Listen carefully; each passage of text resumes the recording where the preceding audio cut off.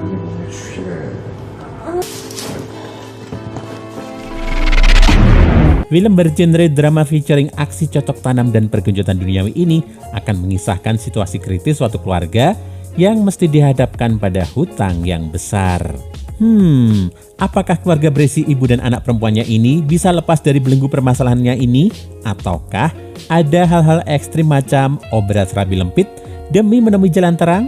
Tetap waspada dan jaga diri, gengs. Pikiran barangkali saru, tapi kelakuan mesti dijaga supaya tetap sopan santun ya bro. Buat kalian yang penasaran, rilekskan pinggul kalian, duduk santai, dan Om puter dulu intronya.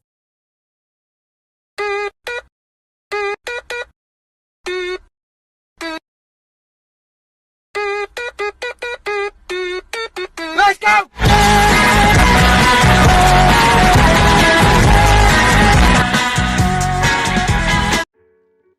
Di awal cerita kita akan diperkenalkan dengan seorang wanita bernama Hyeon. Dia adalah seorang ibu yang hidup bersama putri sematawayangnya. Hyeon mengurus wartegnya sendirian. Hyeon ini adalah strong mom, gengs, yang mesti mengurus anaknya karena si suami pergi-pergian jauh terus-terusan. Semua hal berat dilakukan Mama Hyeon demi Hae-ji, anak perempuannya yang amat dia cintai. Suatu hari, Hae-ji menanyakan pada ibunya itu di manakah keberadaan sang ayah yang udah lama banget gak pulang-pulang. Sulit bagi Mama Hyeon untuk menjelaskan pada anaknya karena ia pun gak tahu apa yang sebenarnya terjadi pada suaminya. Tetapi selang beberapa lama, rumah ibu dan anak ini didatangi oleh debt collector yang sangar-sangar. Tapi bohong. Ternyata itulah alasan sang suami atau ayah Hae-ji menghilang dari peradaban dan minggat ke sana kemari. Ayah Hae-ji memiliki hutang 5 miliar dan gak pernah punya itikat baik untuk menghubungi tuan yang kepadanya dia berhutang. Sehingga hari itu debt collector datang untuk menagih bahkan berusaha menyita aset-aset berharga yang dimiliki keluarga Hyeon, Hae-ji dan si papah minggatan itu. Malang nasib keluarga itu. Ketika Hae-ji baru saja selesai mandi dan masih menggunakan handuk, debt collector yang punya pikiran kotor langsung berubah pikiran. Mereka nggak jadi menyita aset-aset properti, tetapi malah meminta Mama Hyeon dan Hae-ji menyerahkan diri kepada tuan pemilik uang yang kaya raya alias bos debt collector itu. Jancuk!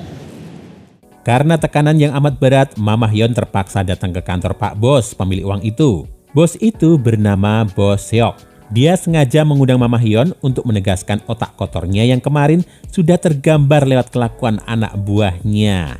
Gini gengs, kalau dilihat dari wajah Bos Seok yang amat sangat familiar itu, nggak lain dan nggak bukan ya, tujuan utamanya pasti cocok tanam dan pergenjotan duniawi. 5 miliar nggak seberapa, yang penting rudanya bisa merajalela. 아줌마는 식당 같은 곳에서 일할 사람이 아니야. Dengan segera kita akan menyaksikan Bos Seok yang sengaja memasukkan obat tidur ke dalam minuman Mama Hyeon. Perlahan tapi pasti, Mama Hyeon meminum air itu dan gak berapa lama matanya terasa amat berat dan ngantuk. Adalah suatu kesempitan di dalam kesempatan. Dengan menggunakan prinsip tersebut, Bos Seok langsung menggenjot dan melakukan cocok tanam terhadap Mama Hyeon. Kira-kira 3 jam aksi itu terjadi dan lalu Mama Hyeon siuman. Hatinya benar-benar hancur karena menyadari dirinya telah dinodai Bos Seok yang punya harta dan tahta tapi nggak punya akhlak itu. Kelaknatan Bos Seok makin menjadi karena aksi cocok tanam sepihak itu nggak dinilai sebagai bagian dari pelunasan hutang. Malahan dia membuat kontrak baru di mana kesepakatannya adalah Mama Hyeon dan Hae-ji harus melayani Bos Seok selama papah minggatan nggak bisa kembali dan melunasi hutang. Suatu pilihan yang berat bagi Mama Hyeon dan Hae-ji yang masih belia itu. Tapi kerasnya hidup mesti dijalani, gengs. Hari itu akhirnya Hae-ji memberanikan diri memenuhi panggilan dan datang ke resto terkenal milik Bos Seok. Sudah dapat dipastikan segala cara dilakukan Bos Seok laknat pemburu serabi lembit yang gila itu. Anak di bawah umur dibawa ke kamar tertutup dan diberi ramuan khas para pemburu. Nggak anak, nggak ibu, Bos Seok menyikat habis Hae-ji dengan aksi cocok tanam dan pergenjotan duniawi. Setelah puas melancarkan aksinya, Bos Seok pergi meninggalkan Hae-ji dalam keadaan menyedihkan, sambil meminta anak buahnya gantian merudal serabi lempit Hae-ji. Suatu kabar baik bagi Hae-ji. Anak buah Bos Seok yang bernama Mindo itu masih memiliki hati. Yeji ditenangkan dari tangisnya dan diajak untuk keluar dan dihibur sebaik dan seramah yang Mindo bisa.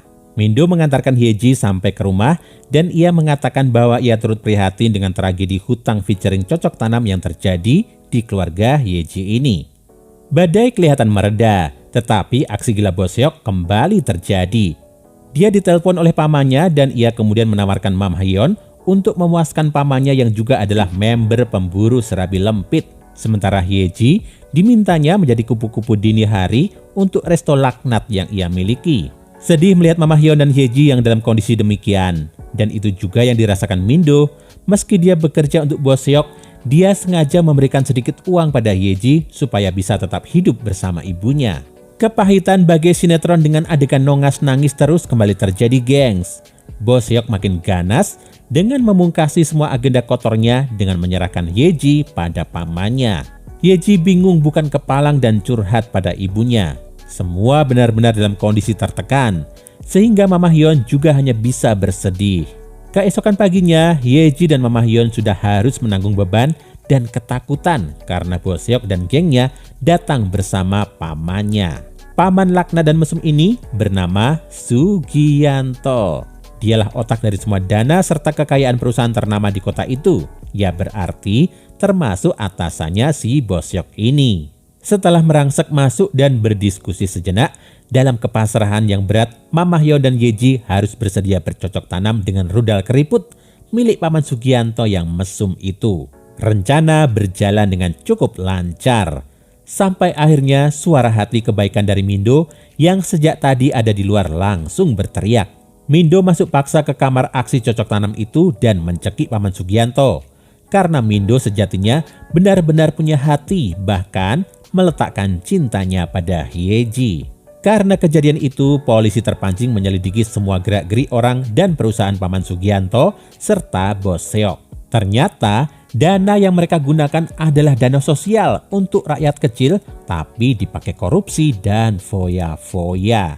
Mama Hyeon dan Yeji selamat dan mereka menang dalam pengadilan yang akhirnya membuat mereka bebas dari hutang-hutang dana gelap dan ngawur itu. Mama Hyeon dan Yeji dapat kembali hidup normal dengan bahagia meskipun Papa Minggatan gak pernah kembali untuk mereka berdua. Dan cerita pun selesai.